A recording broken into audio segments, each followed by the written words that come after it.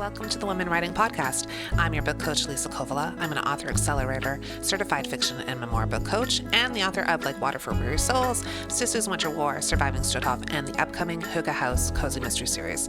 As a Finnish Canadian, I also love my coffee. Take a coffee break with us as we chat about all things writerly with authors and publishing industry professionals.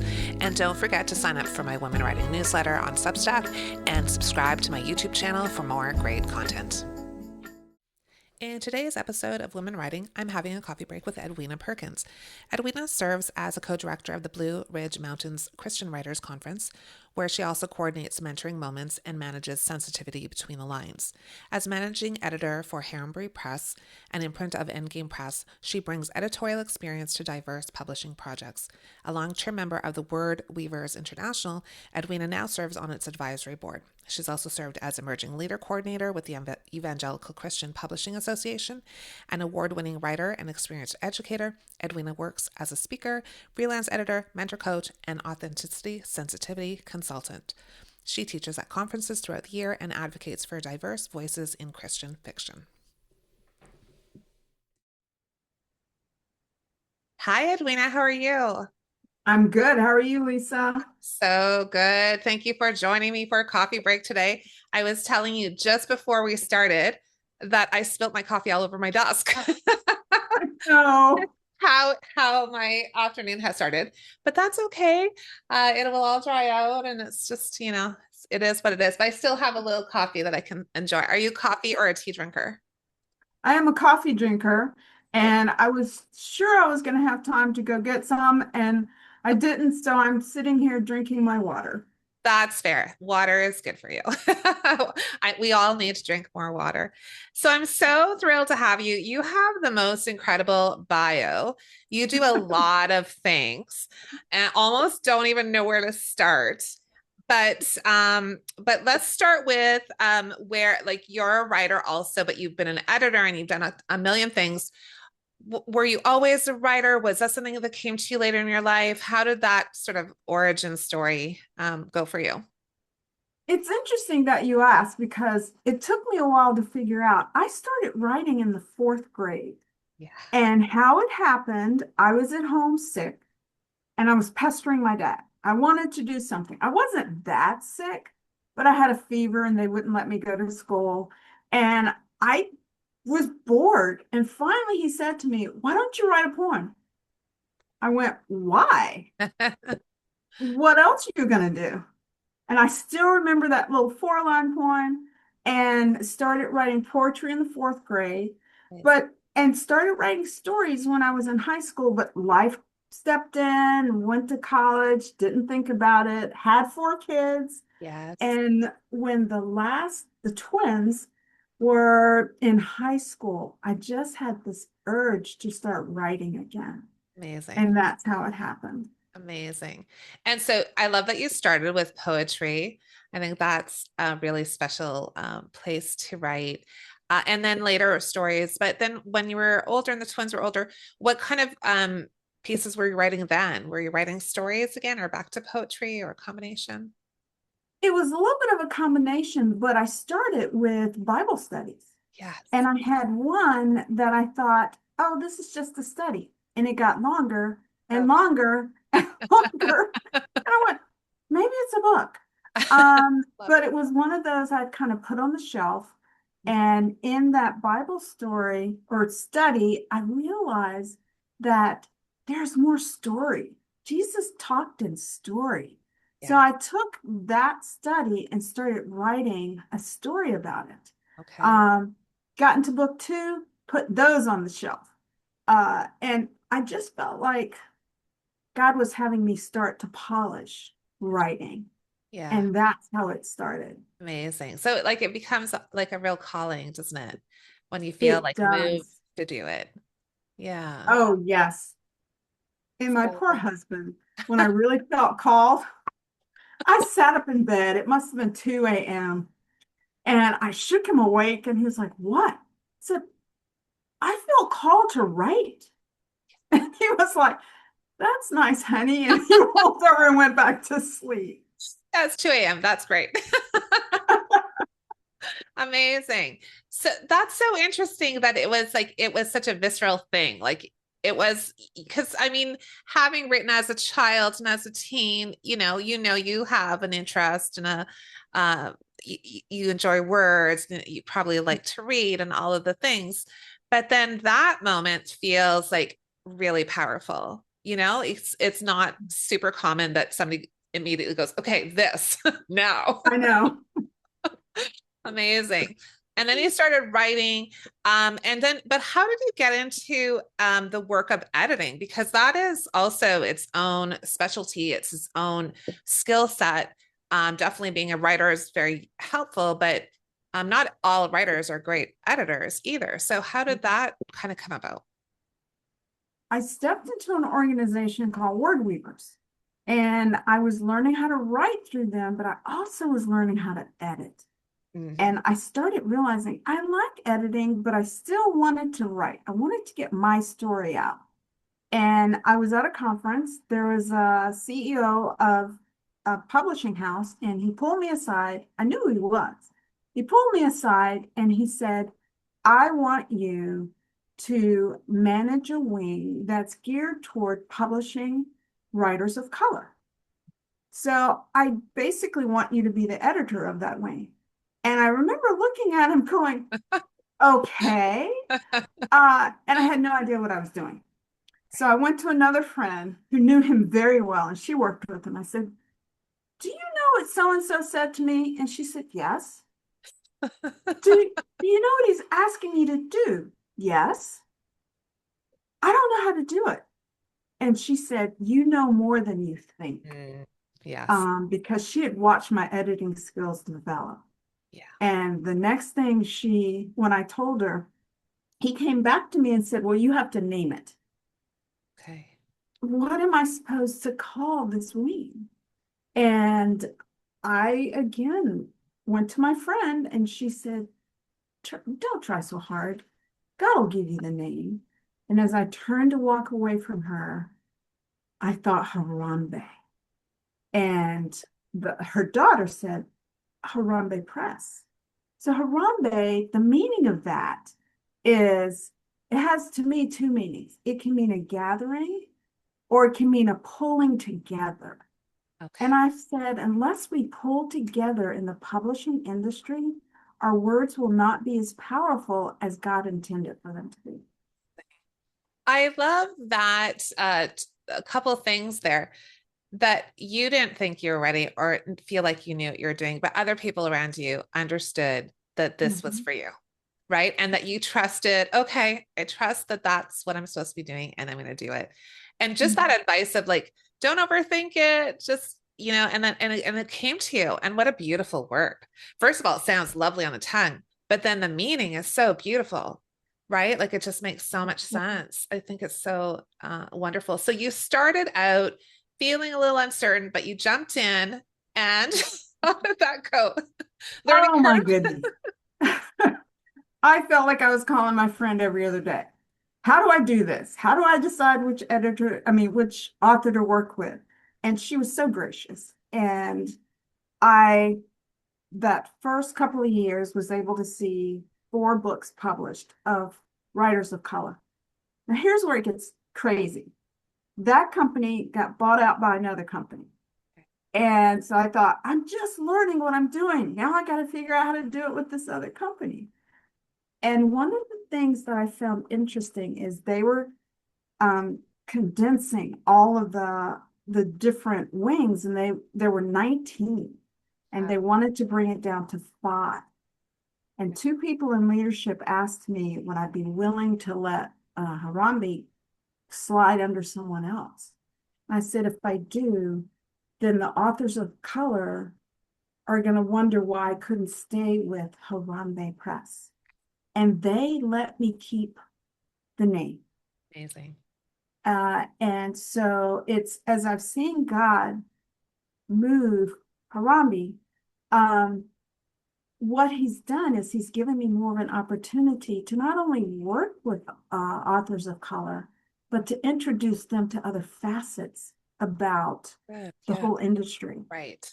Because before I started editing, I'd had several rejections on a book where the primary characters were people of color. And at one point, someone said to me, they don't know where they'd market it. They didn't know if there was an audience. And that's when I stepped back and I went, God, teach me the industry. I need to know what's going on. And so Mhm. from that point, I actually had stopped writing to learn about the publishing industry. Okay. And that allowed me to help others Yeah. to navigate through, it's a business Yeah. and you need to learn how to edit. You need to know the lingo. And so I feel like I used to say a bridge, but then I realized if you're a bridge, you have to be strong enough to be walked on. Oh, that's good. True. So Mhm. it's just not taking a hand on both sides and pulling them together. It's like you need to be strong enough for them to walk across, and you can't force people across it. True. So that's kind of how I started becoming an editor, and then everything else just exploded. Yeah, amazing. I mean, it's such a powerful story because I do think sometimes folks don't feel like they're ready to do something a little bit scary or out of their comfort zone, or I think a lot of us feel like we have to wait till we're ready for it, like what to feel confident, but you can't really, right? You have to learn it Mhm. as you go and on the job and find those people around you and those resources around you to help you and support you as you develop all the skills. And I Exactly. think that's the most powerful way to learn anything. Like I was a teacher, but we knew from teaching kids too that it's having them experience something rather than just telling them that's a whole other thing, right? So it's amazing that you just stepped forward and went, okay, trust this, trust it, go and do the thing. And it became a really powerful I look at I'm imagine those authors, how much they have learned from you and how much they have like the opportunities that people get, right? Uh, to be Mhm. seen and have their words out there and get wider audiences and all of those things. It's really incredible. Amazing. Yeah. Yeah. So then I wanted to ask you about diversity because I think we're seeing shifts in the literary industry, maybe not as quickly as we want to. But can you speak to that, like in your time in the industry, how things are shifting? Are we still going in the right direction? Are there some movements in the wrong direction? Like what are you seeing from your lens? One of the main things I'm seeing is, as you said, it's moving slowly. But there's some things that have been a knee-jerk reaction, like things that have happened in the country. Everyone swings right. And Mm, then it's like, well, that's not the answer. So they swing left. And it's like, you got to settle. You have to stand on your standards. At one point, the Christian publishing houses were publishing anything pretty much by people of color. I'm like, no, no, no. They need to know how to write. They need to understand contracts. They need to understand platform and all of that. And you can't just say, we're going to publish you. And I describe that as imagine going into a grocery store and everyone's putting stuff in your cart and they're giving yes. it to you pretty much for free. So you go, you check out, you get out of the grocery store, and now the people on the outside are going to judge you whether or not you can cook. Yes. And so it's kind of like you're bringing in these authors, but not educating them. And they get their book published, but they don't know what else to do. Right. And so the book doesn't go anywhere. Yeah. And one of the things that I see in the industry that I'm a little bit more excited about is slowly seeing people of color in leadership.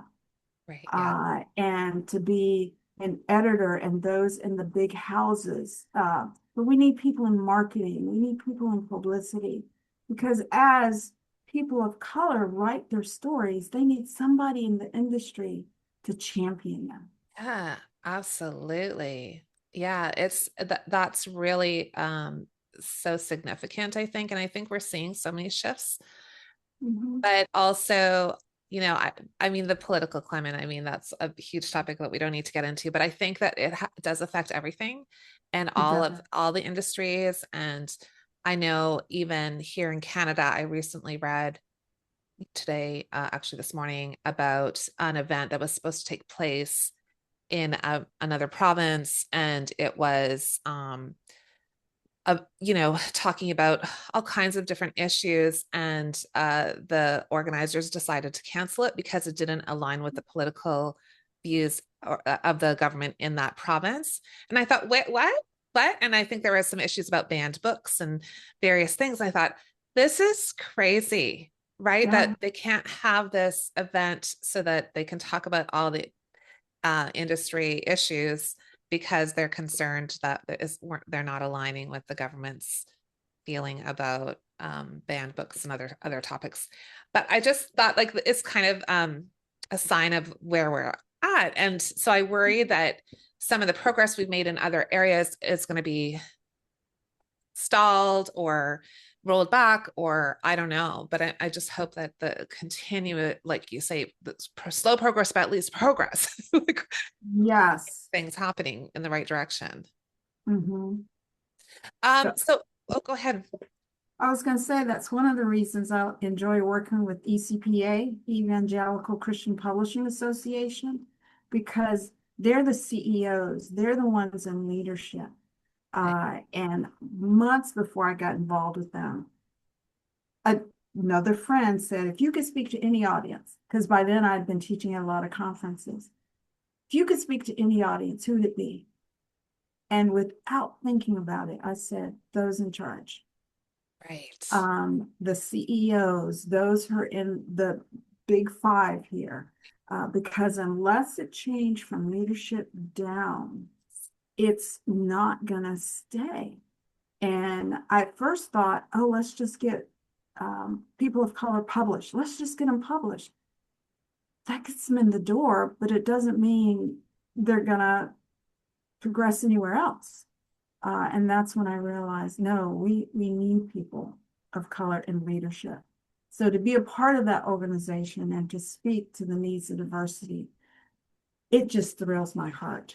Again, it's slow progress, but there is progress. For sure.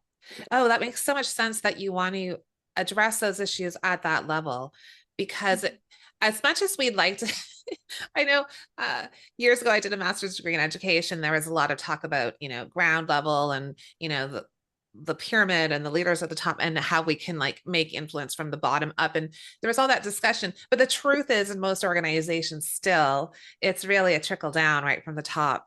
And so if the people at the top don't have those values and those intentions and the decision making around diversity, then it's just not going to have that kind of impact, I'm guessing. Does that sound? Yes, Yeah. it's not. And that's why I said we need to bring more people into the houses because here in the US, 90+% of those in leadership are white men. Yeah. And Right. then those who work, I call them the worker bees, there's 80% and they're white. And so where's representation of marginalized people? And, who's editing their work? I had the opportunity to work with an editor in one of the big houses. And as they're editing through, this was the first book that we were going to publish, he was taking out the person's voice. And I'm like, you can't. And he was saying, well, this doesn't make sense. What is this food? And what is this? I'm like, it's a staple in the Black community. And where I'm laughing at the events that are taking place, he's going, well, can't we change it to this? And that's when I realized we have to have representation 100%. in up the ladder and down. Down.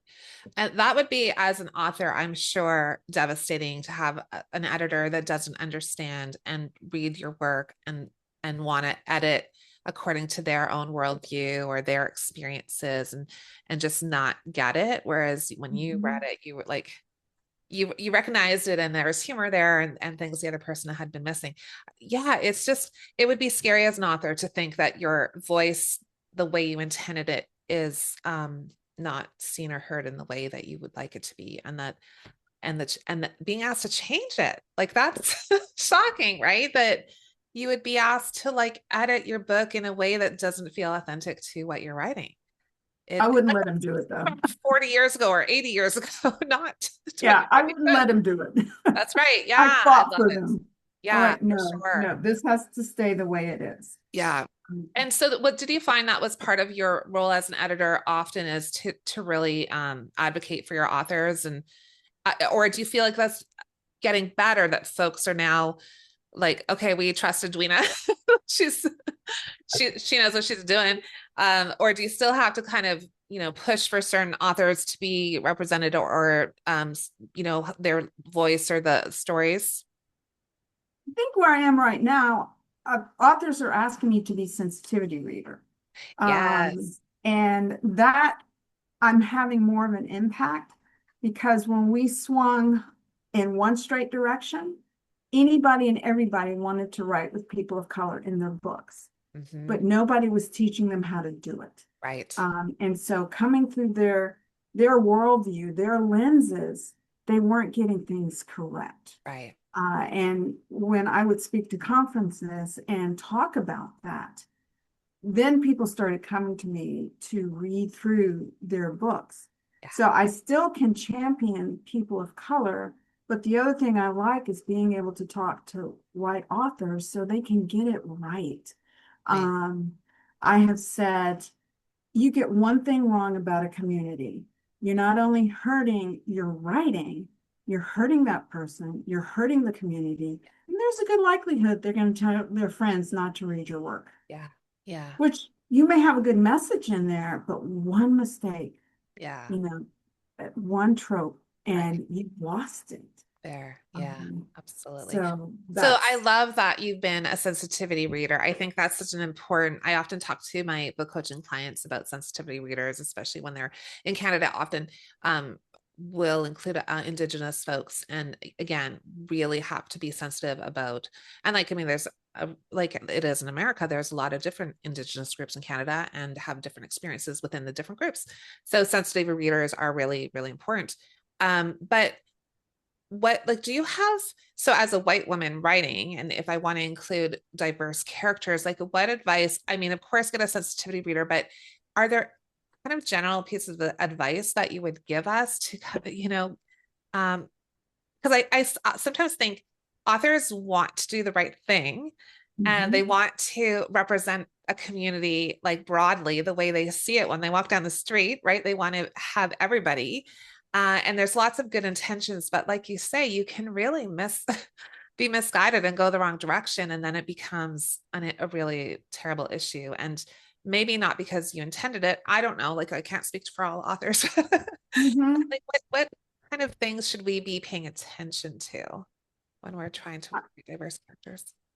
I will say most of the time it's not intentional. Right. It's just a lack of knowledge. Yeah. And the first thing I will say is you have to research, Mm. but also realize Google and AI don't have all the answers. Yes. Thank you. You have to do your research, read books about the people that you want to incorporate into your novel, but make sure you're reading books by people from that community. Mm. And because those who are not from the community, again, have their own lenses they're looking through, and they may miss something. So research, read, and then involve yourself as much as possible in the community. Now, they may not accept you right away. Um, you may go to some kind of event and get looked at, Mm. but don't stop.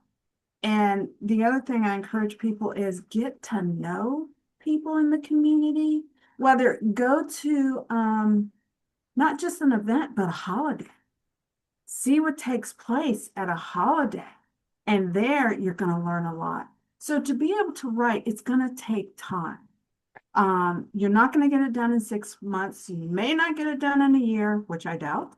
Um, but if you're serious about it, make sure you do all those things. And when you've done all you can, let it go. Yeah. Because you've done your research, you've done your reading, you've gone to festivals and activities, you've talked to people in communities. And I think the last thing I would add is if you don't get a sensitivity reader, you need beta readers from Yeah. the community. Yeah. And ask them if your writing is authentic. Is there anything in there that could offend someone? Yeah. Um, I'm in the middle now of a huge sensitivity read, Mm. and the woman I am reading for is so teachable. And that's the other thing, you have to be teachable. Yeah. The last thing you need to say is, well, I heard or I thought, well, you're being educated. Hmm. Be teachable. And those who you're going to have some people you want to talk to, and they're not going to want to talk to you, Yeah. Yeah. or they've already got their walls up. Don't stop trying. Yeah. There's a reason those walls are up. Don't stop trying. I love this advice so much because it's going back to that building bridges and the making Right. connections, and like that can only enrich your life and your Mhm. understanding and make you a better writer and a better human being. Like, it's just so lovely. I think that's just a great way to understand the community that you live in. And then I love that you said, if, I think beta readers are amazing. I love my beta readers because they just see things we don't see. Like we just, like the littlest thing they'll just notice. And I think, oh, how many times have I read this manuscript and I didn't see that? And they can pick it Mhm. out or question it or say, well, that's not quite right. And they're just gold, right? That they give Mhm. you such great advice. So, I mean, making those connections in the community and then having some of those folks that you are willing to, like you say, willing to beta read for you. Now you've Mhm. really created lovely connections, and your book is going to be stronger for it. And you probably have some champions in the community then because they're involved with your story and Exactly. you're involved with them. So I think I mean, it goes so much farther than writing, doesn't it? Right? It goes Mhm. like It writing does. is about writing, but then it's also about human beings and community and understanding who we are as people. Like, I think it's pretty amazing. And then hire a sensitivity reader for sure. Now, do you know the difference between a beta reader and a sensitivity reader? I think I understand it a little bit, but I think you can probably enlighten us much more than I can. So do you want to tell us, Edwina, about that? Well, a beta reader doesn't necessarily have to come from the community that you're writing about. And that, like you said, they're telling you if it doesn't feel quite right, if something doesn't, work. A sensitivity reader is someone who usually has well knowledge of your community, or they come from that community. They're very familiar with the publishing industry, and the whole purpose is to teach. They're not editors, but as they teach, it's not, oh, don't do this, but here's how this can come across, and maybe you should consider changing it. And as a sensitivity reader, we realize you don't have to take our advice. It's your manuscript. All we're doing is offering you our expertise. And also understand that anybody in a one community doesn't know everything. True. So if you can get at least, a strong sensitivity reader and several beta readers, that's a good balance because sensitivity readers are paid. Mhm. Um, and so you get the expert in the industry and the community, and you have the beta readers who also pour into your novel. Yeah. Yeah.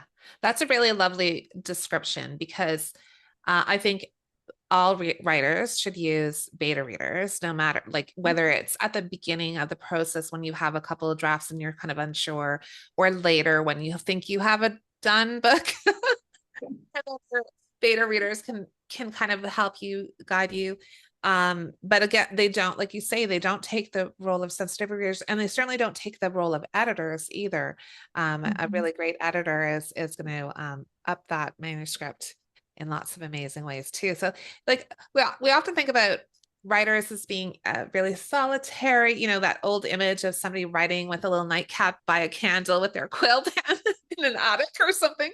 Um, but it's really not that, isn't it? Like there's a lot of time with the page for sure, but there's so many other hands involved and eyes involved and minds involved to make that manuscript the best it can be. And it's a Mhm. real, you know, what do they say about raising, like it takes a village? I think Yeah, that's true about writers and manuscripts. it is. Sure. So you all not only are a sensitivity reader and an editor and all of those amazing you know advocates for folks and but you're also a writer yourself. So we talked about writing as a kid and coming back to it later. And now you are about, so when this airs, it'll be end of March, and you will have a book coming out just then. Can you tell us about that book? I'm so excited about this book. But I will say this to writers. You have to wait on the right time. Don't push it. This is a book that has been in process for 10 years. Mhm. And it's not that it wasn't finished. It was, I was waiting for God to tell me when. And Okay. so here I was teaching at conferences, being co-director at a conference, and everyone kept saying, when is your book coming out? And I'm like, it's not time. And so now it's time. And the book is called The Colors of Home. And the whole idea is, where do you find home when the one that has always been there has been uprooted? So you have Ebony, whose husband dies, and she's taking her three children from Colorado into small town North Carolina. And her children all are unique because her husband, she's Black, her husband was white. So their oldest son has green eyes, caramel complexion. The second child is very, very fair, could almost pass as white. And then the youngest is a girl and she has Down syndrome. So you see, I have all of this in this story. And she learns the quirkiness of the small town. The reason she goes back there, it was her husband's, um, where he grew up, and she has nowhere else to go. So she goes back, she gets in all sorts of trouble, and everyone keeps telling her, you can't do this by yourself. And she has thought she has to be so strong for everybody else, her family, that she's falling apart. And it isn't until close to the end that you understand why it's called The Colors of Home, because it takes all kind of people to make a home. I love this so much. It kind of encapsulates everything we've been talking about, right? The It community does. and diversity. And I just love that the kids have their own uniqueness to them. And Mhm. just, I mean, coming into community, having to start again on your own and figuring it all out. And yeah, so beautiful. I'm Mhm. excited for you. This sounds like lovely. So can you, so you've took 10 years or so, like you wrote it, you took time. What made you decide this was the right time? What was there, like, did you have the same 2 o'clock morning wake up, say, I'm gonna write, now I'm gonna publish? Post. I had a number of people, just because my platform had grown on its own, ask me why I wasn't going to this publishing house and why I wasn't going to that one. And I'm like, doesn't feel right. And when I was talking to someone last fall, early fall, and hearing her passion, and she is a Black woman who started a publishing house. Okay. And everything in me went, this is it. Light bulb. This is the time. It was a light bulb. And even though she's new and she's learning, we're learning together, but I just felt like that's when I was supposed to do it. And I tell people, kind of, I mentioned it earlier, just because you've written doesn't mean you publish right away. Mhm. Keep your hands open. Yeah. And for me, one of the things I had said um, to other people is I was waiting to see what God put in it. And initially, it wasn't writing, it was editing, it was teaching, it was coaching and mentoring.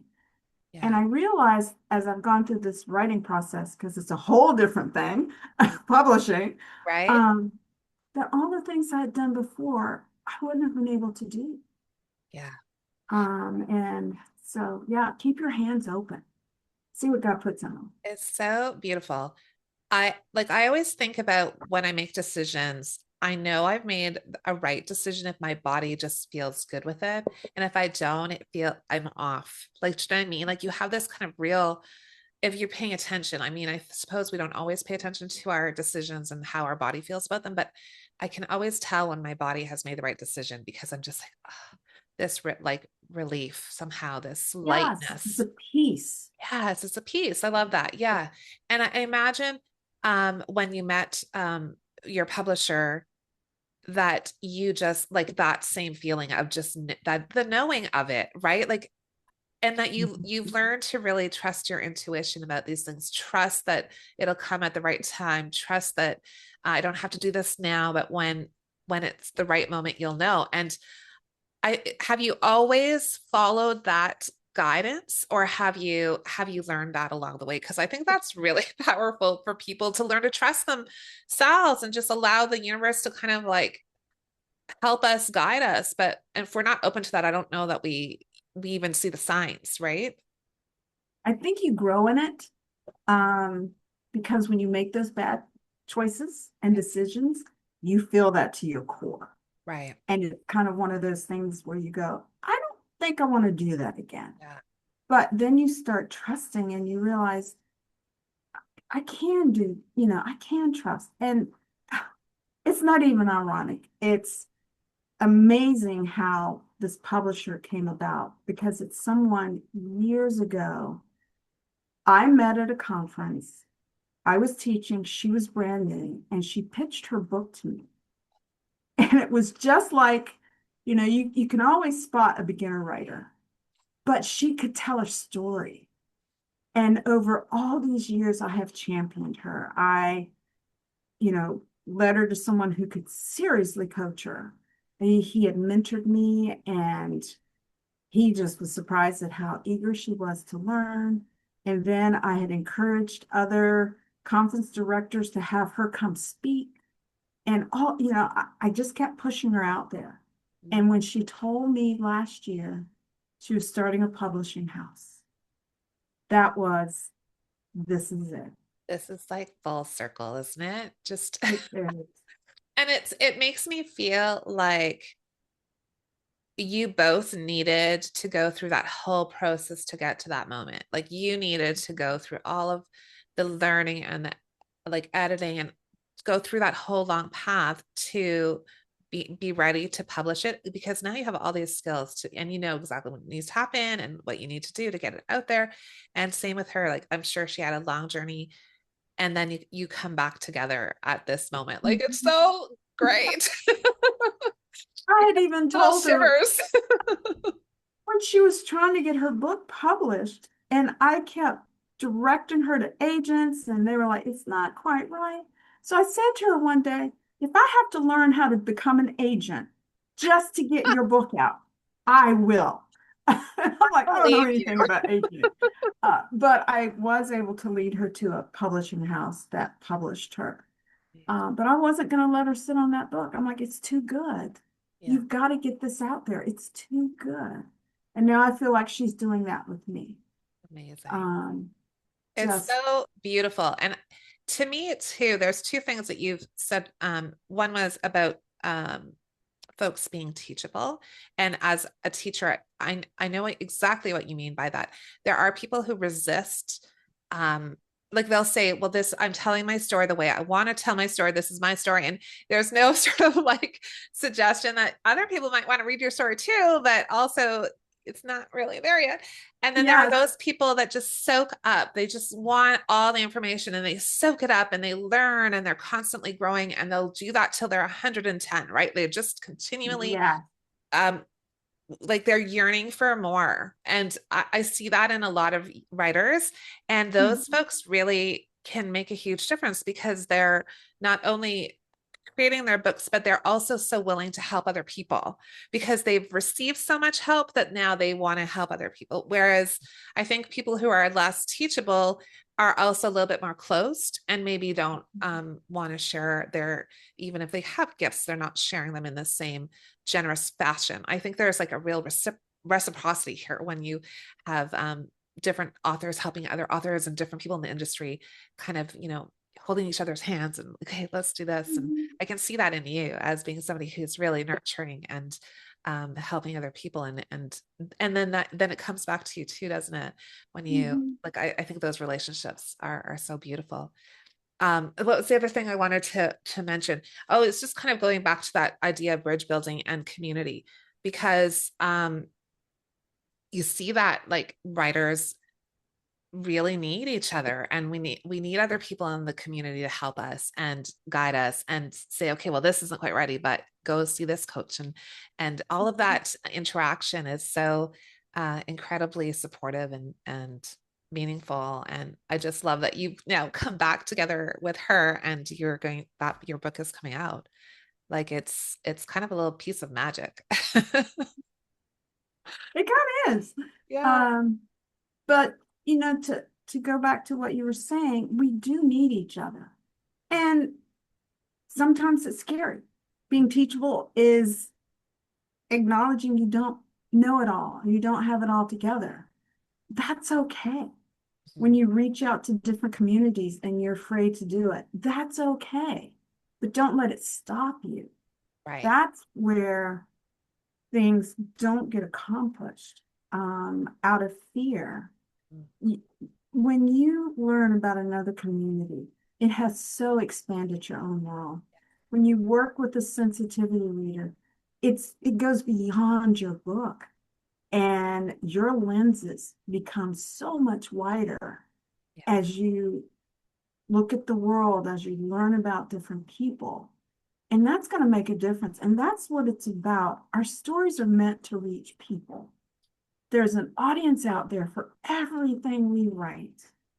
But if we're not willing to polish it and get it as best as we can, there are going to be people in that audience who aren't going to get it. Right. Yeah.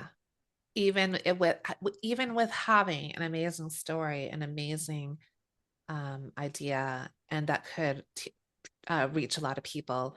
If the craft isn't there, if the editing and the sensitivity reading hasn't happened, then we're jeopardizing those projects, and that's really sad to see really great projects kind of sitting in a drawer and not reaching the right readers. Mhm. It So really is. you've really been a part of all of the whole journey, right from the writing to editing, sensitivity reading, speaking, conferences, all of the ways that you can uplift writers and communities. And I think that is incredible. I really admire what you're doing. And I love that your book is coming out. It sounds so beautiful. I can't wait to get my hands on it. So as we're just wrapping up, is there any piece of advice for anyone out there who is um, maybe sort of early in this journey and it's hard and it's maybe a little daunting at times? Any advice for our writers out there? Yes, I give this advice all the time.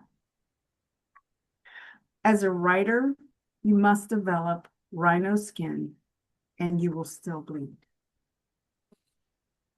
As a writer, you must develop rhino skin and you will still bleed. Rhinoceros skin is one of the thickest and toughest mammal skins there is. And even that animal will bleed. And so you're going to have disappointments. You're going to have rejections. You're going to have people who don't like your story. Um, but you develop, and the development of the rhino skin isn't to keep you away from people, it's to give you the strength to not quit. Oh, nice. Yeah. That's really beautiful. It was such a great pleasure to chat with you. I hope that we can do it again down the road. And I Yes. wish you all the success with your upcoming publication. So, can tell us where we can find you. You can find me at edwinaperkins.com. That'll take you to my website. And hopefully in a couple of weeks, you'll be able to pre-order my book, The Colors of Home. Love it.